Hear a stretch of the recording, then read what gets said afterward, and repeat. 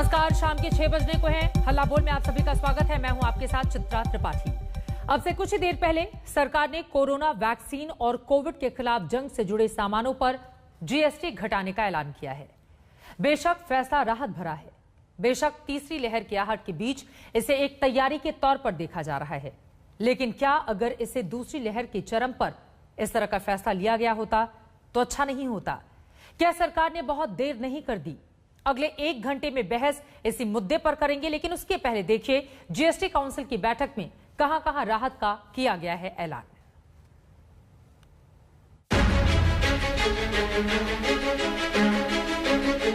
दिलों को झकझोर देने वाले इस मंजर को भला कौन भूल सकता है? महामारी की मार से तड़पते मरीज, ऑक्सीजन की कमी से दम तोड़ते बीमार। बेशक कोरोना की दूसरी लहर दिनों दिन सुस्त पड़ती जा रही है, रोजाना नए मामले कम होते जा रहे हैं, लेकिन कुछ दिनों पुराना वो वक्त अब भी डराता है जब जिंदगी बचाने के लिए जरूरी दवाओं और मेडिकल उपकरणों के लिए लोग मारे मारे फिरते थे। हालांकि सरकार ने अब कोरोना वैक्सीन और कोविड को हराने के लिए जरूरी सामानों पर जीएसटी को घटाने का ऐलान किया है। जीएसटी काउंसिल की 44वीं बैठक में कई अहम फैसले लिए गए। कोरोना वैक्सीन पर 5% जीएसटी बरकरार रहेगा। रेमडेसिविर दवा पर जीएसटी 12% से घटाकर अब 5% कर दिया गया है। Oxygen concentrators, ventilator, Covid testing kit और ऑक्सीमीटर पर भी जीएसटी 12% कम करके 5% कर दिया गया है। हैंड सैनिटाइजर और थर्मामीटर पर जीएसटी की दर 18% से कम करके 5% कर दी गई है। एम्बुलेंस पर जीएसटी रेट 28% से कम करके अब सिर्फ 12% हो गया है। तीसरी लहर के आने की आशंका से पहले सरकार का ये काफी अहम फैसला माना जा रहा है। There are 4 categories: medicines, oxygen generation equipments, testing kits and other machines. Fourth, other COVID-related relief material. So the taxes on these were considered, and GOM suggested altering the rates. In none of them has the GOM recommended for an increase in the rates. Existing rates or further bring them down. GST council की बैठक में एक बड़ा फैसला ये भी रहा कि ब्लैक फंगस महामारी की जरूरी दवा पर अब कोई टैक्स नहीं लगेगा। टोसिलीजुमैब और एम्फोटेरिसिन बी इंजेक्शन पर अब जीएसटी 5% से घटाकर 0 कर दिया गया है। The electric furnaces which are used in the crematoriums, the GOM had recommended 12%. We, after the discussion in the council, have brought it down further to 5%. Then temperature checking equipments, the GOM recommended 18%. After discussion in the council today, we are bringing it down to 5%. And the third item, which is the ambulances, we thought even ambulances should be brought down. So the GOM's recommendation of 28 for the ambulance has been brought down to 12%. बेशक सरकार ने corona महामारी पर वार के लिए GST council की बैठक में राहत भरे फैसले लिए हैं, लेकिन इन फैसलों की टाइमिंग पर कई सवाल भी पैदा होते हैं। क्या सरकार ने जीएसटी टैक्स पर फैसला लेने में काफी देर नहीं कर दी? दूसरी लहर जब चरम पर थी तब सरकार ने जीएसटी घटाने का राहत भरा निर्णय क्यों नहीं लिया? जब रेमडेसिविर की कीमत और कालाबाजारी आसमान पर थी तब सरकार क्यों नहीं जागी? जब ऑक्सीजन सिलेंडर और एम्बुलेंस की मनमानी कीमत वसूली जा रही थी तब जीएसटी काउंसिल ने आपात बैठक बुलाकर फैसला क्यों नहीं लिया?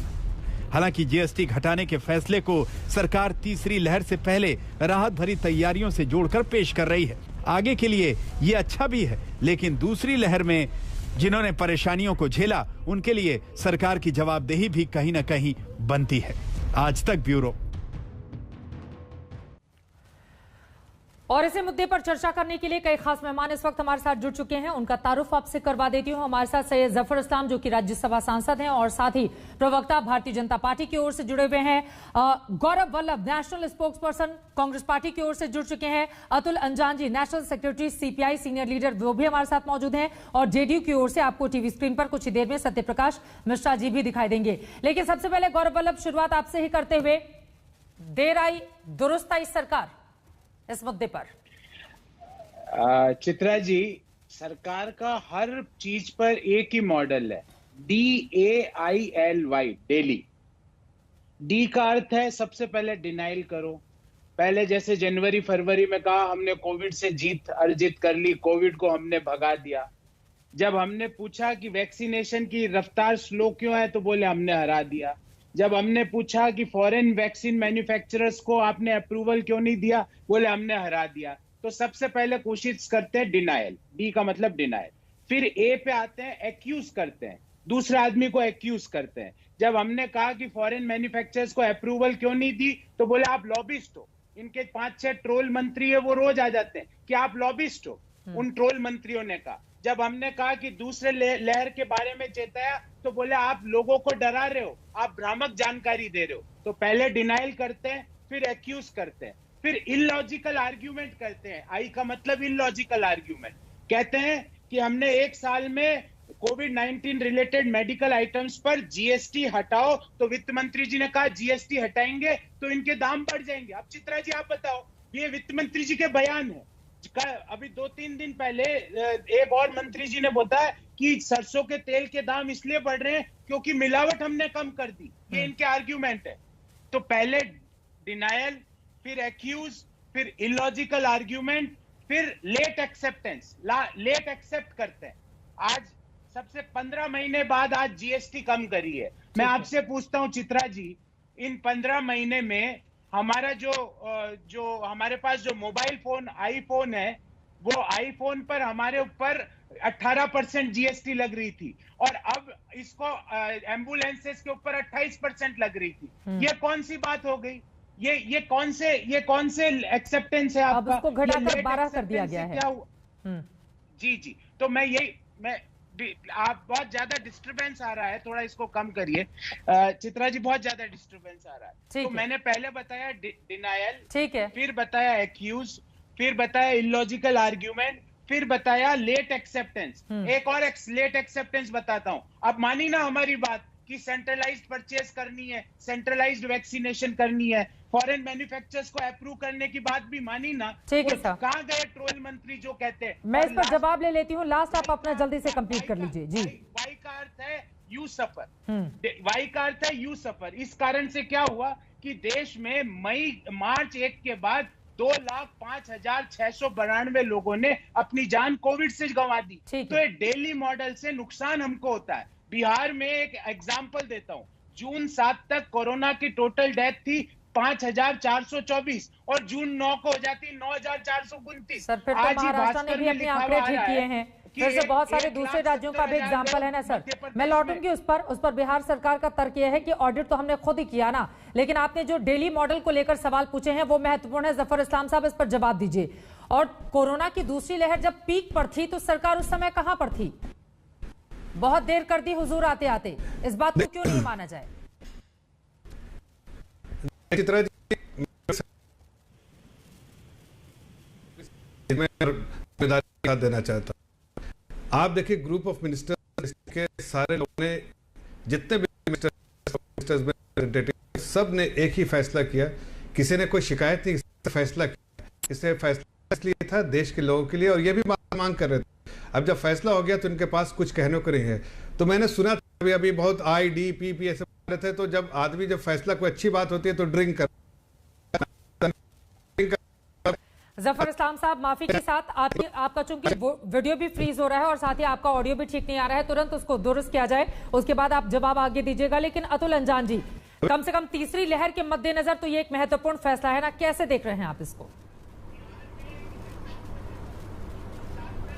देखिए चित्रा जी, तीसरी लहर है कि चौथी लहर है, हम लहरें ही गिनते रहेंगे समंदर के किनारे, या लहरों के साथ ये गंगा मैया में जो लाशें उभरी हैं, जो तैरती हुई चली गई, जिनके ऊपर कौवे बैठे और गिद्ध बैठ करके उनका मांस नोच रहे थे, उसको भी समझते?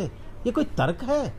इतने दिनों बाद आप जागे हैं, रोज मीटिंग करते हैं, रोज संघ की मीटिंग करते हैं, रोज मंत्रियों की मीटिंग होती है, जीएसटी की मीटिंग नहीं कर सकते थे? आपने गौर कीजिए, एक आदमी मर गया, उसकी बॉडी को लेकर, उसके पार्थिव शरीर को लेकर उसके परिवार के लोग अस्पताल से गांव जा रहे हैं, या गांव से शमशान घाट जा रहे हैं, या कब्रिस्तान जा रहे हैं। उस एम्बुलेंस पर आप 28% लूट रहे हैं। ये आपको समझ में, आप कफन पर भी टैक्स लेंगे, आप जीएसटी ले रहे थे और आप कह रहे हैं घटा दिया मैंने। ये कैसा लंगड़ा तर्क आप लेकर टहल रहे हैं। बड़े अच्छी बात है, अब आ गए हैं, 1 चम्मच चीनी नदी में डाल दी है, कुछ जीएसटी घसाट दिया है, तो आप कह रहे हैं कि पूरी नदी का पानी मीठा हो गया।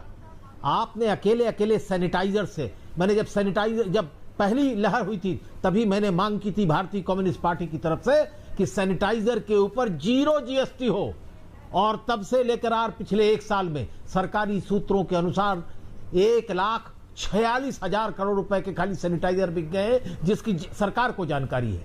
ये किसने लूटे ये पैसे?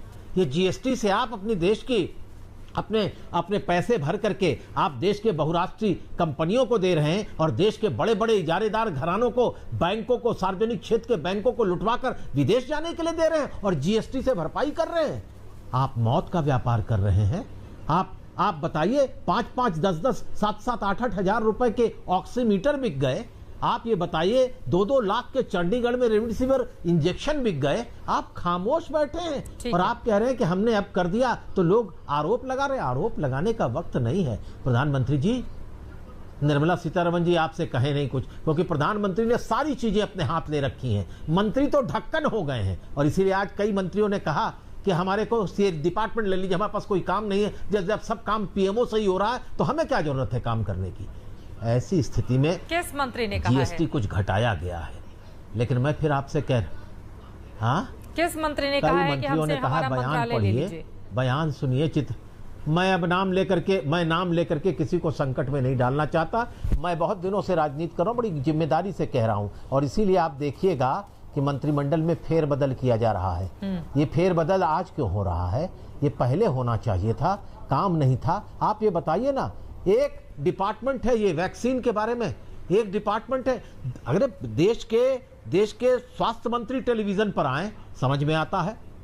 देश के एम्स के डायरेक्टर आए, समझ में आता है कि वो कुछ कहें। ये जो आ रहा है, कौन नीति आयोग का चला रहा, कंफ्यूजन क्रिएट कर रहे हैं। चारों तरफ वैक्सीन और वैक्सीन से के नाम पर जो कोरोना प्रभावित पीड़ित लोग हैं, अब किसके टीवी पर आने से आपको दिक्कत है, आप ये भी बता दीजिएगा आगे। लेकिन इन सबके बीच जेडीयू से भी हमारे साथ नेता जुड़ चुके हैं, सत्यप्रकाश मिश्रा जी और जफर इस्लाम साहब का फ्रेम सही हो गया है। जफर साहब अपनी बात पूरी कर लीजिए। अतुल अंजान जी की ओर से भी जो आरोप लगाए गए हैं उस पर भी आप जवाब दीजिए, उसके बाद मैं फौरन आती हूँ सत्यप्रकाश जी आपके पास। जफर साहब,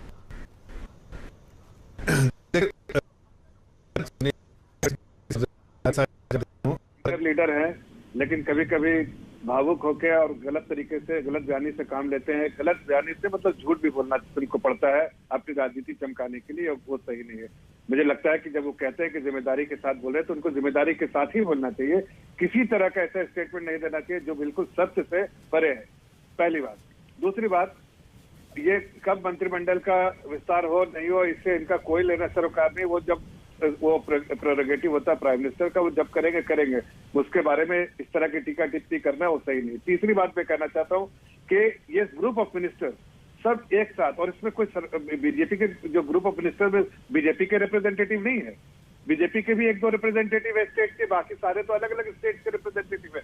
सब एक साथ एकजुट होकर जब उन्होंने ये फैसला लिया, तो इसको पूरा देश जो है स्वीकार कर रहा है। लेकिन नहीं कर रहा है तो कुछ अपोजिशन पार्टी, इसलिए कि उनके अब कहने को क्या, अब तो ये कह रहे थे कि घटा दो, और घटा दिया गया। अब उनकी बातें जब देखता है कि अब इनको कुछ ना कुछ तो उस कटघरे में सरकार को खड़ा करे। भाई ये आपका काम है, अपोजिशन में है, आपके पास मुद्दे नहीं तो आप इसी तरह के मुद्दे बनाइए, मुझे उससे कोई इतराज नहीं। लेकिन आज देश की जनता खुश है कि उनको जो उनकी उम्मीदें थी उस पर सरकार खरी उतरी है, और आपको जो है 5% जो बहुत सारे लोगों का डिमांड था, वो 5% जो है कर दिया गया है। और कई चीजों में जाके, चाहे टुसिलमाब जो मेडिसिन है उसमें तो 0% जो ब्लैक फंगस के लिए 0%, 5% से भी नीचे करके 0% कर दिया गया। और साथ साथ बहुत सारी चीजों में जो मेडिसिन आगे भी जरूरत पड़ेगी उसमें आज से बता दिया गया है कि 5% में भी। जब दूसरी लहर का पीक था, चरम पर था, स्थिति इतनी बेहाल थी, लोग मारे फिर रहे थे, दवाइयां नहीं मिल रही थी, कालाबाजारी हो रही थी, जब दवाइयों के दाम इतने ज्यादा महंगे थे कि लोगों की जेबें तक खाली हो गई, लोगों को समझ में नहीं आ रहा था कि वो क्या करें, उस समय क्यों नहीं किया गया? किस बात का इंतजार किया जा रहा था जफर इस्लाम साहब? चित्रा जी, हम सभी जानते हैं और पूरा देश जानता है कि जब सेकेंड वेव आया तो इसकी कल्पना जो जिस इंटेंसिटी के साथ आया, ना तो साइंटिस्ट इसकी कल्पना कर रहे थे, ना आप और ना बैठे जो दोनों बहुत इंटेलिजेंट लोग हैं वो कर रहे थे। ये हकीकतन ऐसा हुआ, अगर ये होता तो ये पहले उछलते कूदते रहते, लेकिन इनको भी पता नहीं था। आज जो है, आज ये ज्यादा ही कुछ सूरमा बनना चाह रहे हैं, लेकिन हकीकत तो है कि उनको भी पता नहीं। ये जब आपदा, जो प्राकृतिक आपदा होता है, उसको कोई खोज के नहीं आता है। जब ऐसे में उस वक्त प्रोडक्शन, आप बताइए ये सारी मेडिसिन कितना इसके कैपेसिटी थे? जरा इनसे मैं पूछता हूँ, ये अतुल अंजान और इनसे दोनों से, कि पहले इस देश में कभी आप उठाया था इससे पहले बात? और कैपेसिटी कितनी थी इसकी, प्रोडक्शन कैपेसिटी? अरे प्रोडक्शन कैपेसिटी नहीं थी। ये दुनिया के दूसरे मुल्कों में कुछ जैसे तो टुसिलुज़ुमाब जो है, वो जो दवा है वो बनती है स्विट्जरलैंड में, वहां से आती है, रोश कंपनी की दवा है। अरे भाई, यहाँ पर जब 5,000 ही यहाँ पर जरूरत पूरे साल में पड़ती थी, कोई डिमांड नहीं था, तो सडनली कहाँ से डिमांड बढ़ जाती? सडनली डिमांड बढ़ा तो कहाँ से ये कर देते? बिल्कुल। लेकिन अतुल अंजान, इस पर आप कुछ बोलना चाह रहे थे? कैपेसिटी बढ़ाई। सवाल तो महत्वपूर्ण है ना। देखिए, जहाँ जहाँ कमी लगी सरकार उसको लेकर तेजी से आगे बढ़ी, तो इसका वेलकम क्यों नहीं कर रहे हैं आप लोग? बोलिए अतुल। और उसमें अब जीएसटी भी कम कर दिया। देखिए, एक बात बताएं कि चित्रा जी, अभी तो देश को पता ही नहीं है कि जीएसटी कितने पे कम हुई, कितने पे नहीं हुई। देश जश्न मना रहा है, हमारे जफर इस्लाम साहब के अनुसार देश जश्न मना रहा है। इनको इतनी जानकारी है वैक्सीन के बारे में, तो भारत सरकार से मैं कहना चाहूँगा, इनका नाम जो है नोबेल प्राइज इन मेडिसिन के लिए फॉरवर्ड कर दें। 1 साल पहले से अगर आप डॉक्टर गुलेरिया की बात सुनिए, फर्स्ट वेव के बाद एम्स के डायरेक्टर हैं, उन्होंने क्या कहा था? There is expectation that the second wave will be more fatal one. मैं उन्हीं के शब्दों में कह रहा हूं। देश के सारे वैज्ञानिक कह रहे थे, अगर सरकार सो गई और सरकार नहीं तैयारी कर पाई तो इसके लिए जनता सफर कर रही है ना, उसमें कोई परेशानी नहीं है। संत कबीर नगर में पूरा घर के पैसे चले गए, बेटों के, 2-2 बेटों के, और आखिर में पिताजी मर गए और उनके अंतिम संस्कार के लिए पैसे नहीं थे।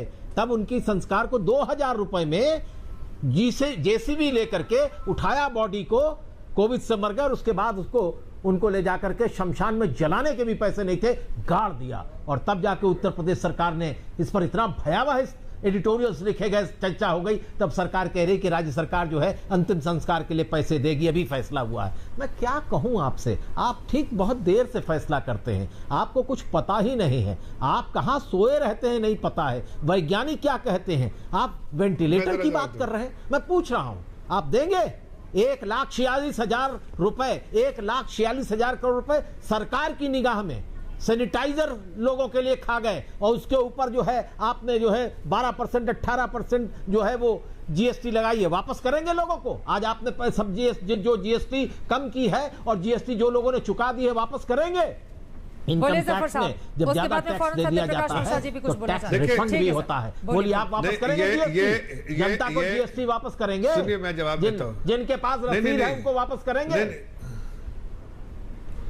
मैं तो आपसे पूछता हूं, बड़ा बेतुका सवाल है, इसलिए मैं बेतुका ही सवाल करूंगा।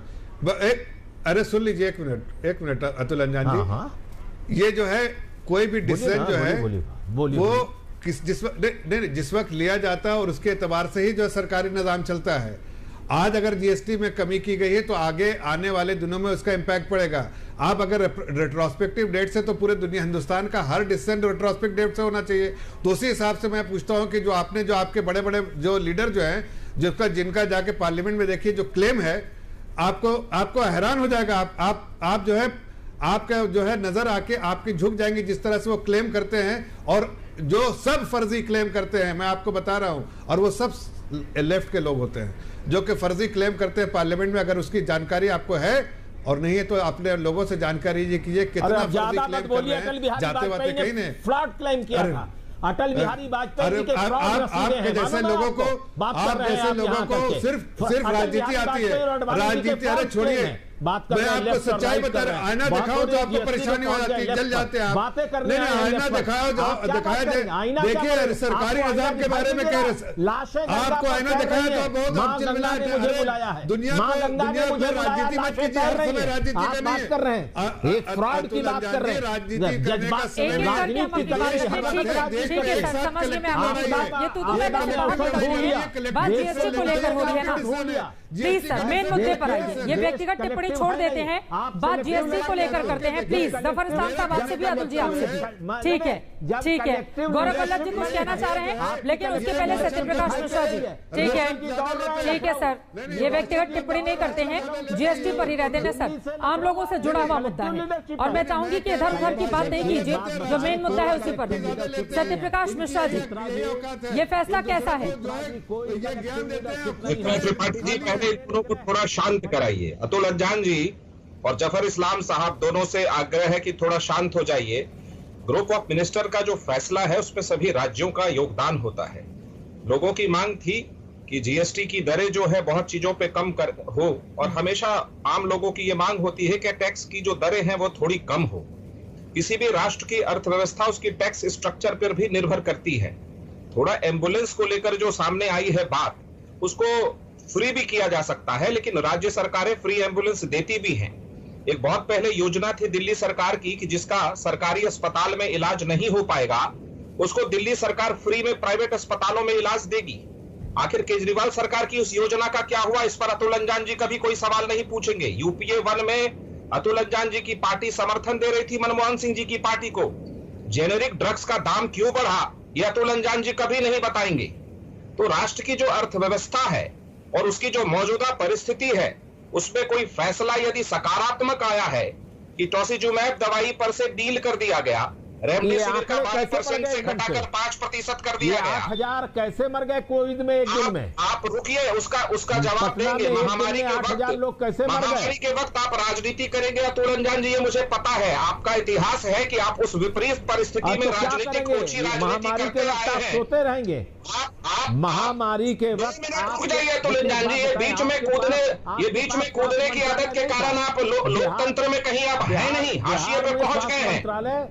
अतुल अज्जान जी, आप दूसरों को बोलने नहीं देंगे, अपनी ही बात रखेंगे। आप तो हिंदी के बड़े विद्वान माने जाते हैं, आप कम से कम संवाद की स्थिति को तो समझिए। कोई पूछता नहीं, विपक्ष का व्यक्ति घूम रहे रोड में घूम रहे हैं, आपको कोई पूछने आप बात कर रहे हैं। चित्राजी पहले अतुल जी को चुप कराइए, फिर मैं अपनी बात रखूंगा।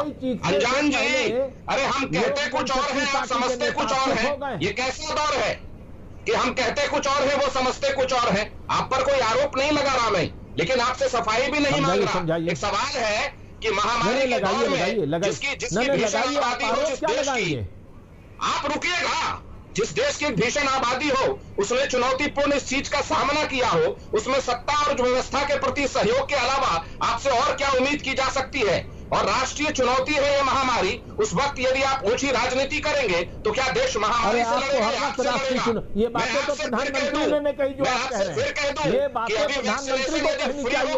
ये कहां जदयू से आ गया? आप वैसे ही बोल रहे हैं जैसे लोक जनशक्ति पार्टी के लोग पहले बोला करते थे। अब लोक जनशक्ति पार्टी के लोग नहीं बोलते। यूपीए 1 में आप सरकार में शामिल होकर के जेनरिक ड्रग्स के दाम जब बढ़ रहे थे उस समय खामोश क्यों थे? आप तो बहुत सारे महंगाई यूपीए 1 का जब हो रहा था मनमोहन सिंह की सरकार थी, आप तो ऐसे सबसे ज्यादा हमने हर वक्त किया। अरे आप ये भूल जाते हैं, यूपीए फर्स्ट में मनरेगा हमारी देन है, राइट टू इंफॉर्मेशन हमारी देन है, राइट टू एजुकेशन हमने कर लिया, हमारा काम खत्म हो गया। आज जो ओछी राजनीति पर उतरे हैं उससे जनता का कोई भला नहीं होना है। ग्रुप ऑफ मिनिस्टर अब राजनीति इस पूरे मामले में कौन कर रहा है, ये अपने आप में बड़ा सवाल है। लगातार जीएसटी को लेकर जो बड़ा फैसला किया गया है सरकार की ओर से, उसको लेकर हम हल्ला बोल में चर्चा कर रहे हैं। इन सब के बीच आपको बिहार बीजेपी अध्यक्ष संजय जायसवाल का विवादित बयान सुनाते हैं। उनकी ओर से कहा गया है कि डॉक्टर कोरोना के बारे में उतना ही जानते हैं जितना सोनिया गांधी हिंदी। लोग घरों में उतना ही बाहर निकले जितना राहुल गांधी जाते हैं मंदिर। उनका बयान सुनिए, उसके बाद चर्चा में आगे बढ़ेंगे। लॉकडाउन प्रक्रिया में बिहार सरकार ने काफी छूट दी है, लेकिन हम सभी को हर हालत में ध्यान रखना चाहिए कि यह एक फेज है। आगे सावधानी बरतने की आवश्यकता है। मैं सभी से अनुरोध करूंगा कि कृपया कर आप उतना ही बाहर निकलें जितना राहुल गांधी मंदिर जाते हैं, उतने ही मास्क का प्रयोग करें जितना योगी आदित्यनाथ जी भगवा वस्त्र पहनते हैं। और क्योंकि सबसे बड़ा कारण यह है कि डॉक्टर उतना ही इस बीमारी के बारे में जानते हैं जितना सोनिया गांधी जी हिंदी जानते हैं, इसलिए वैक्सीन जरूर लगाएं और प्रोटेक्शन जरूर करें। जब स्थिति इतनी गंभीर हो तो जिम्मेदार पद पर बैठे हुए व्यक्ति का इस तरह का बयान, डॉक्टर कोरोना के बारे में उतना ही जानते हैं जितना कि सोनिया गांधी हिंदी। जफर इस्लाम साहब, गौरव मैं फौरन आपके पास आऊंगी, लेकिन जफर साहब 719 लोगों की कोरोना की दूसरी लहर में जान गई है। सबसे ज्यादा जान गंवाने वाले डॉक्टर्स बिहार के हैं, 111 उनका आंकड़ा है, और आपके वहां के प्रदेश अध्यक्ष इस तरह का बयान देते हैं। देखिए, जिम्मेदारी से बयान तो देना ही चाहिए। अगर आप एक बड़े लीडर हैं तो आपकी जिम्मेदारी भी उतना ही समाज के प्रति है। मुझे लगता है कि उन्होंने जो कहने की कोशिश की है उसमें कहीं शायद वो ठीक से कह नहीं पाए, लेकिन अगर आप उनका पूरा बयान शुरू से आखिर तक सुनाया जो आपने, उससे साफ समझता है कि वो लोगों को ये ताकीद कर रहे हैं कि आप इस कोरोना को हल्के में मत लीजिए, कोरोना से लड़ाई कीजिए, और लड़ाई करने के लिए सारी चीजों का ध्यान रखिए कि आपको कितना कमिटमेंट थी। ये तो किस तरह का कमेंट है कि डॉक्टर्स कोरोना के बारे में उतना जानते हैं जितना सोनिया गांधी हिंदी। डॉक्टर्स जिन्होंने लाखों लाख लोगों की जिंदगी को बचाया है सर, अपने जीवन को खतरे में डालकर, उनको लेकर इस तरह का हल्का बयान। चित्रा जी, मैं वही बोल नहीं, चित्रा जी मैं ये कह रहा हूं कि उन्होंने तो योगी आदित्यनाथ जी के बारे में कहा। उन्होंने कहा जितना वो गिरवा पहनते हैं, मतलब वो उतना ही मास्क पहनना चाहिए। बेसिकली उनका कहने का मतलब था कि आप कितना वो सेंसिटाइज कर रहे हैं समाज को, और जाहिर है कि कुछ चीजें उनको इस संदर्भ में ना कहते तो बेहतर होता है, लेकिन उनका कहने का जो मतलब है वो आपके सामने है कि लोगों को कह रहे हैं कि भाई आपको कितनी ज्यादा जरूरत है, वो एक मिसाल देने की कोशिश कर रहे हैं। लेकिन मैं आपको एक बात कहना चाहता हूँ कि हमारी पार्टी, हमारी सरकार, नहीं, एक 10 सेकंड हमारी, 1 सेकंड, हमारी पार्टी, हमारी सरकार और हमारे पूरी टीम ये इस बात को बराबर पहचानते हैं कि जो डॉक्टर्स का कंट्रीब्यूशन है वो, आपने आदरणीय प्रधानमंत्री जी ने एक बार नहीं 1000 बार कहा, उनका कंट्रीब्यूशन अनमैच्ड है, इसलिए उनके प्रति कोई ऐसी बातें नहीं करनी चाहिए। मैं आपको समझाइए ना, इस तरह का बड़बोला बयान क्यों देते हैं गौरव वल्लभ जी? बयान को गलत तरीके से, गलत संदर्भ में समझा गया। मैं चित्रा जी ये कहना चाहूंगा कि भाजपा के सारे नेता डॉक्टरों के बारे में उतना ही बोले जितनी प्रधानमंत्री जी ने 7 साल में प्रेस वार्ता की, उससे ज्यादा ना बोले। मैं ये पूछना चाहता हूं कि क्यों प्रधानमंत्री जी उनके खिलाफ एक्शन नहीं लेते जो डॉक्टरों का अपमान कर रहे हैं। अभी 10-15 दिन पहले बाबा जी ने, रामदेव जी ने डॉक्टरों के बारे में किस अपमान के शब्द बोले। क्यों हेल्थ मिनिस्टर साहब ने उनके बुला के ये नहीं पूछा कि तुम्हारी हिम्मत कैसे हो गई डॉक्टरों के बारे में, फ्रंट लाइन वॉरियर्स के बारे में ऐसा बोलने के लिए? तुम्हारी हिम्मत कैसे हो गई कि हमारे देशी वैक्सीन के मजाक उड़ाने के लिए? इतनी हिम्मत कहां से लाए? वो वहां खुल्लम खुल्ला बोल रहे किसी के बाप में इतनी ताकत नहीं है। इतनी हिम्मत कहां से आ रही है? ये सब षड्यंत्र है डॉक्टरों को अपमानित करने का। दूसरी बात चित्रा जी, मैं बड़े संयम से अपनी बात पूछना चाहता हूं कि 28% 15 महीने तक जीएसटी लगा एम्बुलेंस पर, जो अब हो गया 12%, और इन 15 महीने में आईफोन पर जीएसटी था 18%। तो मैं ये पूछना चाहता हूं कि आईफोन लग्जरियस आइटम है कि एम्बुलेंस? और तीसरा प्रश्न मेरा ये है, जो कि बहुत इंपॉर्टेंट प्रश्न है, क्योंकि आपने थर्ड वेव की बात करी। ये जो जीएसटी में कटौती की गई है ना चित्रा जी, इसकी डेट है अप टू 30 सितंबर। थर्ड वेव तो 30 सितंबर के बाद आएगी। ये बहुत देर कर दी हुजूर, आते आते नहीं, अभी तक तो हुजूर पहुंचे ही नहीं है, क्योंकि ये 30 सितंबर तक है। ये मेरे पास नोटिफिकेशन है, इसमें लिखा हुआ है these rates are applicable up to 30 सितंबर। क्या चित्रा जी, मेरा सवाल है कि क्या ऑक्सीजन वेंटिलेटर हम हमारे ड्राइंग रूम में सजाने के लिए रखते हैं या मरीज के ऊपर रखते हैं? या रेमडेसिविर हम पहले फ्रिज में सजाने के लिए रखते हैं कि मरीज के ऊपर लगाते हैं? क्यों ये 0% नहीं करते वैक्सीन के ऊपर? क्यों 0% नहीं करते टेम्परेचर चेकिंग इक्विपमेंट पर? क्यों 0% नहीं करते सैनिटाइजर्स पर? आपदा में अवसर खोजना बंद करो। आपकी इन हरकतों के कारण देश के ऑन रिकॉर्ड बोल रहा हूं 3,67,000 लोगों ने अपनी जान गंवाई है। दूसरी वेव में 2,05,000 लोगों ने जान गंवाई है। ये आपके आंकड़े हैं। अगर मैं दूसरे समाचार पत्रों के आंकड़े लूं तो अकेले मध्य प्रदेश में मई माह में 1,70,000 लोगों ने अपनी जान गंवाई है कोविड के लिए, और आप यहाँ आके इस तरह की असंवेदनशील सत्य प्रकाश जी और अतुल अंजानी मैं आपके पास आऊंगी, लेकिन जफर इस्लाम साहब, ये 30 सितंबर की तारीख डालकर सरकार क्या सिर्फ खाना पूर्ति कर रही है? देखिए, जो आंकड़े कह रहे हैं उसी तरह से जैसे राहुल गांधी जी ने कहा था कि आलू डालिए सोना निकल जाएगा, मतलब झूठ बोलने का हद है। सरकारी आंकड़े सच आंकड़े। अरे भाई सुनिए, अरे राहुल गांधी ने दुनिया को कहा था हर जगह गूगल करके देख लो भाई, गूगल करके देख भाई, अरे गूगल करके देख लीजिए। वो तो कई बार से मर रहे हैं लोग के, उसके बाद ऑर्डिनेंस नहीं उस वक्त क्या कहां से आ गए थे वो ऑर्डिनेंस को पढ़ते वक्त? उसने नहीं बोला था। नहीं मैं पूछ रहा हूँ राहुल जी, में इतना आपको जो दर्द हो रहा है, मैं पूछिए इतना दर्द हो रहा है गौरव बल्लभ, तो ये बताओ एक करके अपनी बात रखेंगे, दो और लोग जवाब दो। बोलिए की बात बीच में मैंने 30 सितंबर तक क्यों है उसका जवाब दो।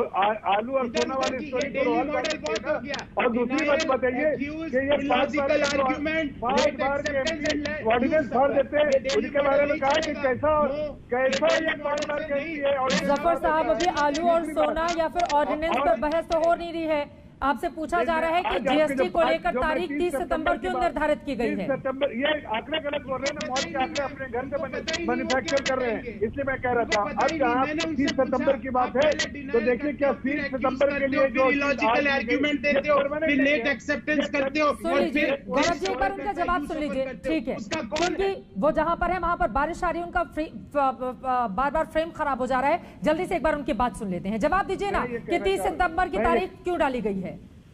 देखिए चित्रा जी, 30 सितंबर कोई कास्ट इन स्टोन नहीं है।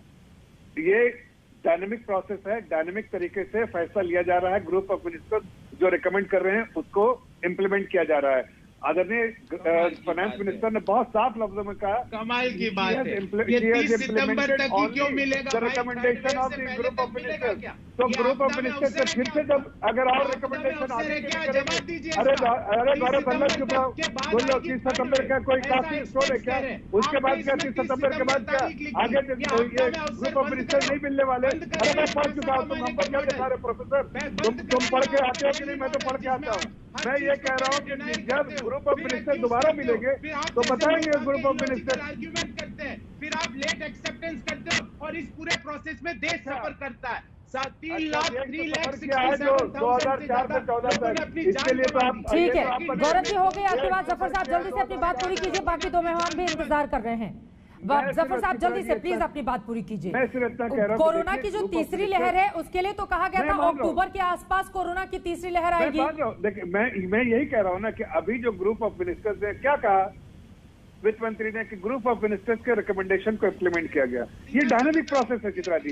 ये ग्रुप ऑफ मिनिस्टर्स फिर मिलेंगे, और कोई अगर रिकमेंडेशन है तो उसको भी इम्प्लीमेंट किया जाएगा। इम्प्लीमेंट किया जाएगा। ये क्यों सारे पार्टी के रिप्रेजेंटेटिव लिए गए हैं? इसलिए कि सबका जो सुझाव है उसको एक साथ लेके जो है वो माना जाए जीएसटी काउंसिल में उसको रखा जाए और माना जाए से ही अतुल अंजानी काम कर रही है ना सरकार। आज लिया और जीएसटी कभी नहीं होगा। ये गौरव बल्लभ जैसे प्रोफेसर बोलते हैं कि every decision taken has been frozen in time. ये गौरव बल्लभ जैसे प्रोफेसर बोल सकते हैं जिनको अकल से पैदल है, थोड़ा 30 सितंबर अकल से पैदल।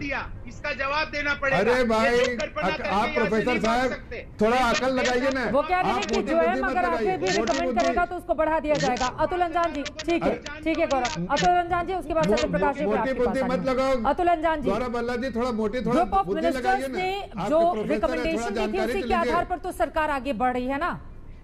तो जो सलाह दिए गए थे उसको वो फॉलो कर रही है। आगे भी जो सलाह देगी वो भी फॉलो करेगी। देखिए चित्रा जी, हमारे सामने और देश के सामने एक बड़ा संकट है। इस संकट को हम सबके सहयोग से निपटाना चाहिए, लेकिन एक लहर आ चुकी है, दूसरी लहर चली जाने की स्थिति में है। हमारा सारी अर्थव्यवस्था 2016-17 से ही तबाह है, अभी और तबाही के रास्ते पर है। और आप अभी पेट्रोल डीजल के दाम बता रही थी, पिछले 5 महीने में पेट्रोल के दाम जनवरी से लेकर आज तक मई के अंत तक 12 रुपये 15 पैसे बढ़ गए और डीजल के दाम 12 रुपये 68 पैसे बढ़ गए।